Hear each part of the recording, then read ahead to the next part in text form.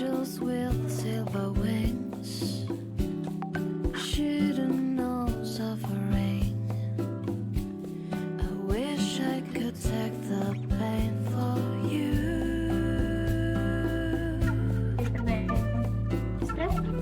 If God has a master plan that only He understands, I hope it's your eyes He's seeing through.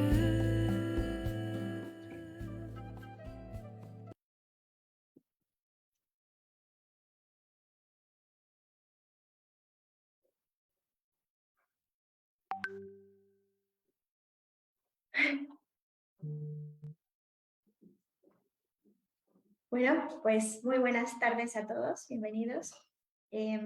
Maestros, maestras, profesionales de la educación que nos acompañan, bienvenidos a este nuevo en vivo UNAO. El día de hoy vamos a abordar el tema el cerebro y las matemáticas.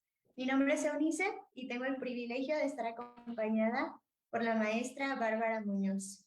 La maestra Bárbara es licenciada en psicología, maestra en neuropsicología clínica y creadora del proyecto Neuromente para Facebook y YouTube. Bienvenida, maestra. Muchas gracias por el espacio del día de hoy. Les agradezco muchísimo que nos estén escuchando y espero que la plática pueda ser de ayuda. Así es. Bueno, maestra, es muy común que mientras trabajamos con nuestros estudiantes de las matemáticas, ya sean fracciones, ecuaciones, aritmética, se lleguen a preguntar, ¿y esto para qué me sirve? Y bueno, yo me permito preguntarle a usted como profesional, ¿qué son las matemáticas y cuál es su importancia en la vida diaria del ser humano? Bueno, las matemáticas son todo un tipo de razonamiento que ha creado el ser humano o que ha propiciado el ser humano y su utilidad es muy diversa, desde las cosas que normalmente asociamos a las matemáticas, como es el conteo y la resolución de problemas a nivel numérico, como también el desarrollo del cerebro en algunas habilidades básicas de este, como son las abstracciones y las representaciones. Normalmente no ponemos a pensar muy detenidamente cómo es que hacemos esa asociación entre números, cantidades, problemas y demás. Todo ese razonamiento que se requiere para resolver problemas matemáticos también tiene un impacto en la vida diaria cuando nosotros podemos asociar y significar las diferentes o los diferentes sucesos de la vida en elementos que se conjugan entre sí y que producen un resultado. Toda la cuestión lógica y del razonamiento del ser humano tiene su base en estos procesos matemáticos o en esta idea del pensamiento matemático. Entonces su importancia es muy alta y su definición es tan compleja como la querramos hacer, desde reducirla a lo meramente numérico hasta elevarla a todo lo que nos brinda a nivel de razonamiento, sin dejar a un lado que en un desarrollo matemático nos da una gran reserva cognitiva que ayuda a nuestro cerebro en las etapas adultas y de la vejez. Wow, pareciera que las matemáticas se asocian solamente con números, ¿no? Pero sin duda que hay todo un proceso de razonamiento y que nos puede servir para la vida diaria. Entonces, maestra, ¿cómo es que sucede o qué sucede más bien en el cerebro en la actividad matemática? Ok, suceden muchísimas cosas. Para empezar, sucede un proceso que se llama abstracción, que es la capacidad de un elemento fijo, ahora sí que extraer o tomar una idea. Un número en sí es un grafo, igual que las letras, que no tienen un sentido por sí mismos. Esa es una característica de nuestro lenguaje, sobre todo del latino, de todas las lenguas romances. No tienen un significado, el grafo, que nos dé una idea de a qué significa o qué significa. Entonces, todo este proceso de abstracción, que es crear una idea a partir de algo que en esencia no lo tiene, por ejemplo, no es como un símbolo que nos dice una manita así, que aquí podemos contar dos, sino que es un trazo que no tiene en sí mismo una identidad. Entonces, todo este proceso de poder crear una idea a partir de un grafo, ese es un gran elemento que sucede en el cerebro, que como comprenderán los escuchas, esto se expande a muchas cosas, ¿no? las cosas en sí no tienen un sentido particular la mayor parte del tiempo, sino que nosotros se los damos. Y ahora esa abstracción, esa capacidad de darle una idea a un elemento fijo, se va a conjugar con todo el razonamiento matemático que es gestionar esos números, moverlos, utilizarlos, combinarlos o restarlos, todo este proceso que se hace a partir de ello llega a ser una representación de la vida. Hay una cuestión muy graciosa entre los alumnos que dicen, ves en clases 2 más 2, 4. Y en el examen, Juanito fue por 2 manzanas y dicen, ¿dónde está la conexión? Porque no se les ha enseñado que las matemáticas son una forma de ordenar la vida, una forma de ordenar los sucesos. Y cuando el niño o el adolescente o el adulto comprende este razonamiento, pasa algo en el cerebro, en especialmente en el lóbulo frontal, que se llaman funciones ejecutivas, que se encargan de manejar toda la información que existe de forma ordenada, secuencial, jerárquica y todas esas cuestiones. A priori, si nosotros realizamos un correcto entendimiento de las matemáticas, también realizamos un ejercicio en nuestras funciones mentales superiores y somos más capaces de secuenciar elementos de la vida, de jerarquizar cuestiones en la vida, desde a tareas que tienes que realizar hasta prioridades de vida, ¿no? Otra cosa que sucede muy importante es la memoria de trabajo, también ubicada entre el lóbulo frontal y el temporal. Frontal es este, temporal es este. Que esta memoria de trabajo es muy curiosa, a mí me encanta, porque es la capacidad de que un objeto, bueno, parte de una capacidad anterior que se llama abstracción, donde un objeto tú eres capaz de tomarlo y hacerlo mentalmente. Y luego la memoria de trabajo es capaz de mover esos elementos que pueden ya no estar presentes en tu medio y crear nueva información a partir de eso. Digamos que, para resumirlo, la memoria de trabajo es la capacidad de mover información a nivel meramente mental. Cuando tú tienes una ecuación, aunque lo vas haciendo por pasos o por esta jerarquía de ecuaciones, finalmente no solo tienes que jerarquizar, sino también manejar conceptos a tiempo real en tu cerebro, y eso produce una habilidad muy destacable, porque entre más información podamos mover de forma mental, pues también más los demás procesos cognitivos se favorecen. Entonces las matemáticas son como una gimnasia cerebral, ayudan a los principales elementos de las inteligencias superiores. Hablamos en términos de especie, ¿no? Las matemáticas, al igual que el lenguaje, son elementos de las inteligencias superiores animales, dentro de los que estamos, o más bien donde gobernamos nosotros, los humanos. Ah, ya veo. Maestra, y entonces, ¿qué habilidades tendríamos que tener los seres humanos para llevar a cabo este proceso o la resolución de un problema matemático? Ok, deberíamos tener, para empezar, la capacidad de la memoria de trabajo, que es la que acabo de explicar, la capacidad de manejar ideas en la mente.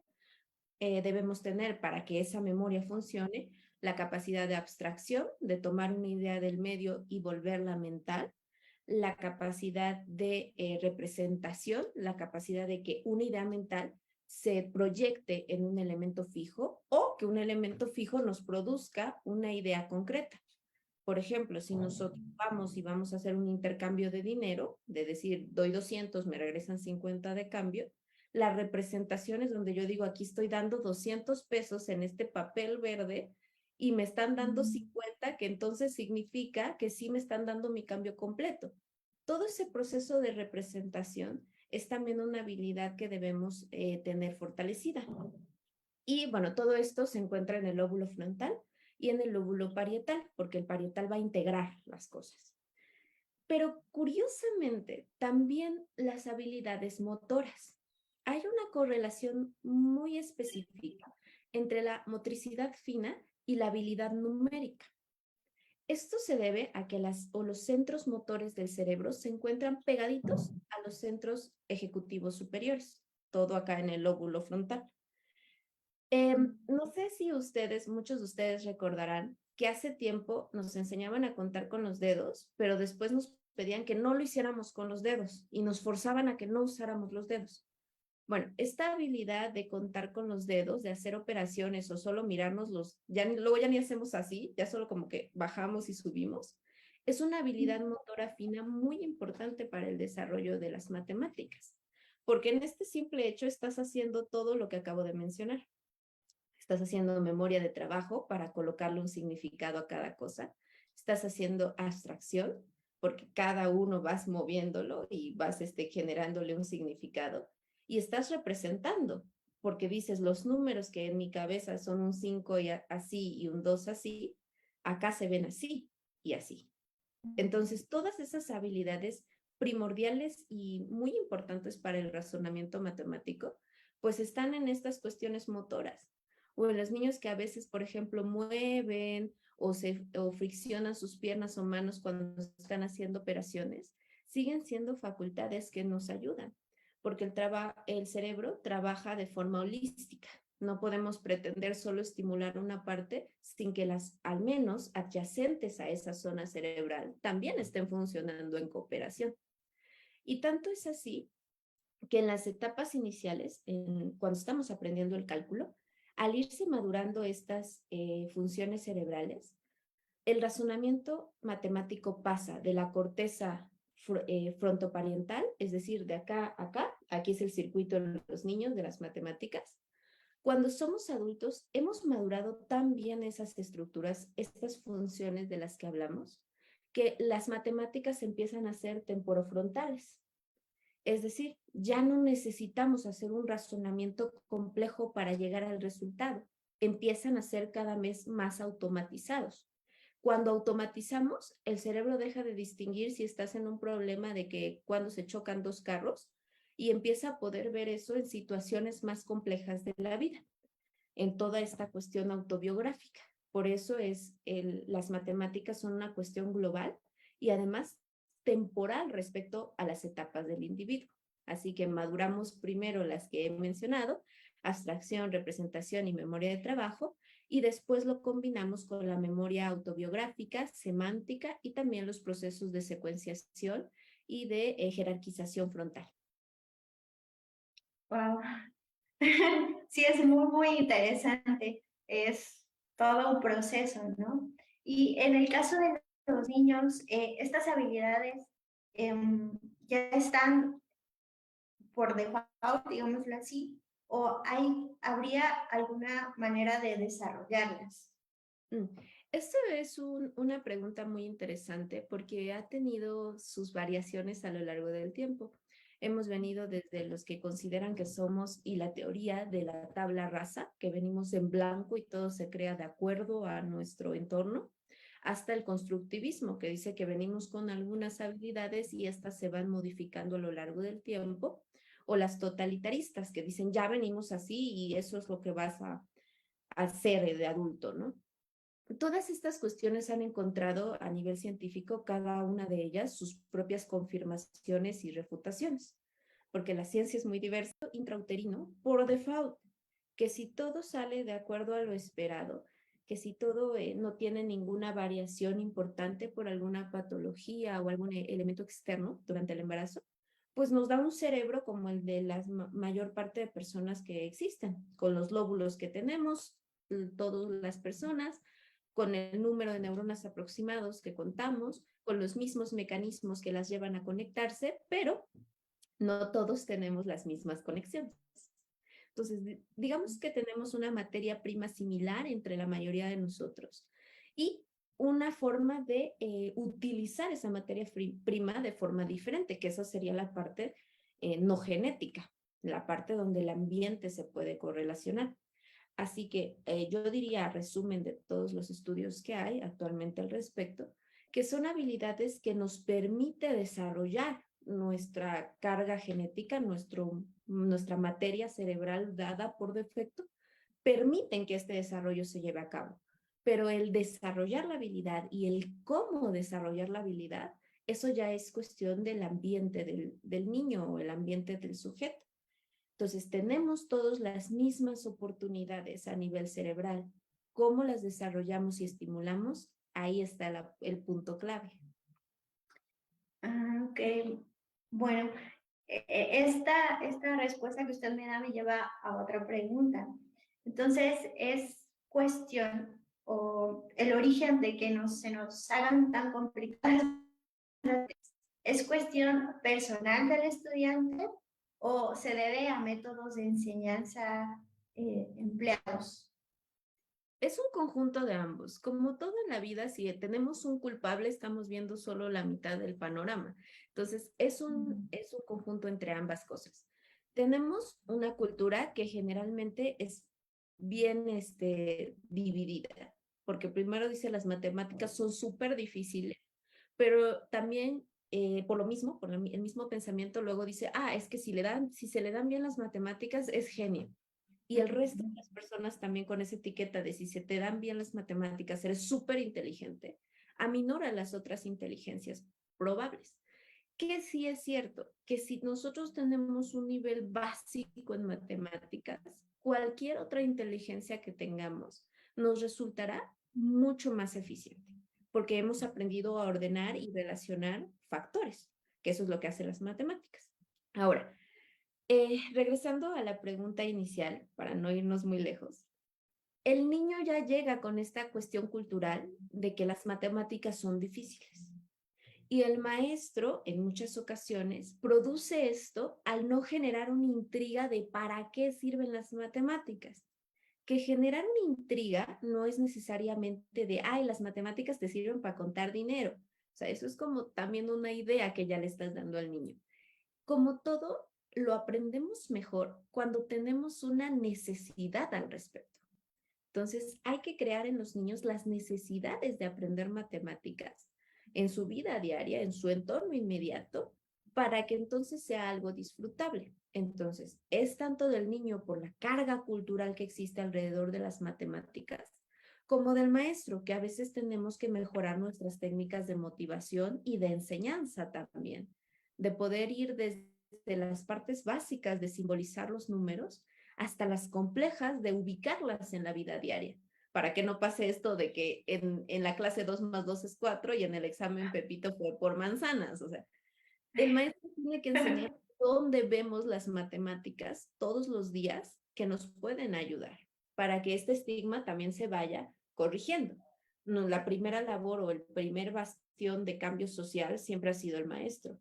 Entonces, a partir de que él dé el primer paso, no porque él sea el problema, sino porque él es el bastión de cambio, también la sociedad va cambiando los estigmas que tenemos con las diferentes materias, como sucedió en su momento con biología o ciencias en general. Antes era algo de superdotados y ahora es algo donde todos estamos inmiscuidos.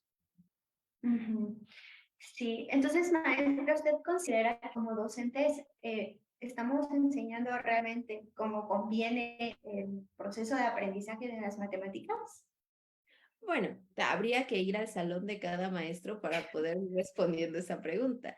Pero a forma general, creo que estamos haciendo grandes avances en la enseñanza de las matemáticas, desde que las hemos comprendido de formas más diversas y que hemos encontrado también elementos más logopédicos para la enseñanza de las matemáticas y técnicas más precisas y orientadas al alumno. Tenemos una realidad en México que es innegable y supongo, puedo proyectar que en toda América Latina, que las escuelas, sobre todo públicas, son de muy amplio alumnado como para elegir una técnica específica para cada alumno. Pero no hay técnica más valiosa que podamos utilizar que la correcta motivación. La enseñanza es enseñarle al alumno cómo funciona el mundo y las matemáticas están en todo momento de nuestra vida. Si el maestro es capaz de hacer eso, empezará a abordar mejor las matemáticas porque habrá creado el inicio de todo genio, la motivación, la necesidad de buscar. Entonces, y por lo tanto, creo que lo estamos haciendo cada día mejor. No hay que desesperarnos porque es un proceso largo, generacional, pero lo estamos haciendo cada día mejor. Y si alguno de nosotros identificamos una técnica demasiado básica para la enseñanza de las matemáticas, demasiado disociada con el entorno del alumno, pues es nuestra mejor invitación para cambiarlo y asociarlo con el entorno básico. sobre todo con estas reformas que vienen, que nos promueven tanto aquí en México, que seamos conscientes del entorno del paciente, del alumno. Entonces, vamos por buen camino y si no vamos por buen camino, es momento de enderezar. Continuar aprendiendo.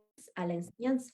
Esto no va a suplantar la técnica que el maestro haya elegido para enseñar las matemáticas en la etapa escolar en la que esté, pero le van a dar como un boost, que es la actividad motora, el poder hacer la abstracción a nivel sentados en el pizarrón y en la hoja y hacer esa misma abstracción numérica con actividades de movimiento, por lo que mencionábamos hace unas preguntas atrás de la relación entre el motor fino y las matemáticas, ¿no?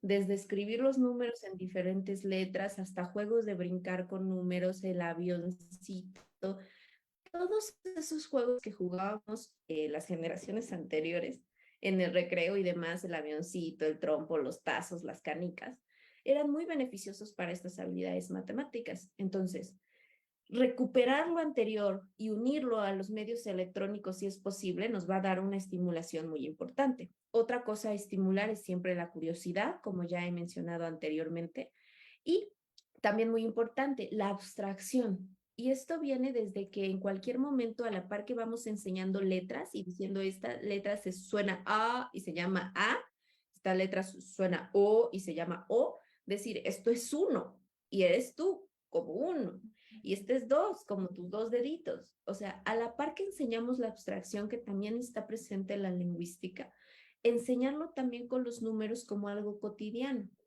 Hay cosas que sí pasan por un proceso de razonamiento y cosas que debemos darle al niño de memoria. Y entre más memorice él también habilidades matemáticas, números, tablas, sumas básicas, en esa medida podrá razonar con ellas. Si lo hacemos bolas desde el inicio, que razone si el uno es uno o no es uno, toda esta parte motora fina es muy importante para darle el boost al desarrollo de las matemáticas. Claro, es un conjunto, ¿no?, de técnicas, métodos para poder favorecer el aprendizaje del niño. Maestra, en Facebook la maestra Toñita Pérez nos pregunta, ¿cuál es el proceso de enseñar matemáticas en educación preescolar? Ok, en educación preescolar estamos muy chiquitos todavía no tenemos esas habilidades frontales tan desarrolladas, así que necesitamos desarrollar las habilidades perceptivas que están en el lóbulo parietal, porque esas después van a ser la integración y la abstracción. Entonces, lo que podemos usar en matemáticas, salvo el método que ustedes estén utilizando, como digo, como un aledaño, sería promover más esta abstracción. Desde que tú un día les traes manzanas a los niños y juegas a cuántas manzanas o en cuánto pueden partir la manzana con tu ayuda, hasta luego decirle, imagínate la manzana que traje ayer y pártela mentalmente para decirme cuántos te comerías. Hacer este ejercicio de llevar las cosas y explicarlas de forma visible y luego pedirle que lo haga mentalmente. Ese proceso, como vimos al inicio, lo hagas mentalmente. Igual puede haber un paso intermedio de dibújalo y luego ya solo hazlo mentalmente. Esas secuencias de 3 o de 2 son muy importantes en la etapa preescolar. Espero que haya explicado correctamente. Sí, sí, la verdad es que es muy clara en sus explicaciones. También Dani Rodríguez nos pregunta, ¿qué relación existe entre las nociones espaciales y las matemáticas? Ok, las funciones espaciales son muy importantes precisamente en la etapa preescolar y primaria baja, porque nosotros tenemos que favorecer la integración. Esto en la mayoría de los niños, esto sí es algo por defecto, que se desarrolla por el simple hecho de vivir y tener que unir todos los estímulos de un momento en una sola cognición. Yo tengo que unir la visión de ahorita el live con la voz de la maestra, con mi conocimiento previo para poder entenderle con el lenguaje. O sea, todo ese proceso lo tengo que unir en un elemento único de significado. Eso es algo que se da en este proceso de integración durante las etapas primarias. Se da por defecto, pero lo podemos estimular con los juegos donde hay una sola escena y busca algunas cosas particulares dentro de la escena, los famosos juegos de este gatito que salían antes en Estados Unidos, que era como una escena completa de un parque de diversiones y te pedían busca el helado, busca el gato, busca el niño. Este tipo de juegos y de búsquedas ayudan bastante. Primero bastante generales y amplias en los dibujos para etapas tempranas y cada vez más detalladas en etapas adultas. Muy bien. Me parece muy interesante porque lo he visto en cuentos que a veces hay en Facebook, eso de buscar, pero se ven muy complejos. Pero esto que me dice de ir poco a poco, desde niños pequeños hasta adultos, también nos podría funcionar a nosotros, ¿no? Claro, por supuesto. Y sí, bueno, maestra, ya para concluir esta sesión, nos gustaría escuchar algunas recomendaciones, ya sea para padres, maestros, de cómo mejorar nuestra convivencia con las Ok, matemáticas. la primera recomendación es que a los niños no se les puede mentir. Si tú les dices las matemáticas son súper divertidas y todo su entorno les dice lo contrario, no te van a creer. Pero si tú les dices, es una materia más, te va a ser útil, o mira, es que a mí me gustaban mucho de pequeño, aunque no sea cierto, pero para ayudar al niño. Y, por ejemplo, decirle, ¿te acuerdas cuando quieres ver si puedo comprarte este juguete o no? Pues yo hago un cálculo matemático, o sea, ese tipo de cosas donde le dices, es una materia más, para tampoco contrastar con el entorno, pero te puede ser útil. Esa es una buena recomendación de cómo manejar la comunicación matemática con el menor, sobre todo en el aspecto de los papás. En el aspecto de los maestros es literalmente darles una vuelta por la cancha y decirles dónde están las matemáticas en cada paso. Y los niños son tan bonitos que si tú les dices, mira, ahí están las matemáticas en el número de blogs que tuvieron que poner para crear la barrera de la escuela, los niños van a decir, oh, wow, porque ellos están conociendo el mundo. Entonces, darles una vuelta al inicio de las clases del semestre o del año y enseñarles dónde está todo, cómo todos, desde los que construyen eh, las paredes y rejas de las escuelas, hasta los maestros, hasta los directivos, usan las matemáticas. De esa manera vas creando la noción de que las necesitan. Ese es un segundo consejo. Y el tercer consejo sería que a su método de preferencia, al que les sea más útil para su grupo de alumnos, le añadan estas partes motoras y le añadan estas partes de abstracción en todo lo que ustedes puedan, desde abstraerse al entrar a la escuela y que les digan, ¿te acuerdas que vimos ayer? O, a ver, imagínate un unicornio, o ya de etapas más adultas, imagínate cómo sería el video de tu banda favorita. Todo este proceso de hacer mental lo que es externo o lo que al niño le gusta o al adolescente le gusta, todo este proceso, utilizarlo diariamente sería muy beneficioso y le verán cómo los niños empiezan a ser más eficientes en la resolución matemática. Y claro, enseñarles a verlas en los problemas de la vida diaria, ¿no? Enseñarles desde que Pepito fue al mercado y eso es dos manzanas y luego fue a otra tienda y compró tres, ahí está mi número tres, o sea, enseñarle de dónde sacar esa información en las cuestiones prácticas. Esas cosas son muy importantes para fortalecer las habilidades que hablábamos al inicio de la charla. Así que esos serían tres consejos indispensables. Eh, Básicamente demostrar utilidad, mostrarle utilidad como maestro también, no falsamente motivar, sino tomarlo como una cosa más. Y por último, el favorecer la motricidad fina y la abstracción en todo momento y en general. Súper. Pues nos vamos con mucho más conocimiento o un panorama más amplio acerca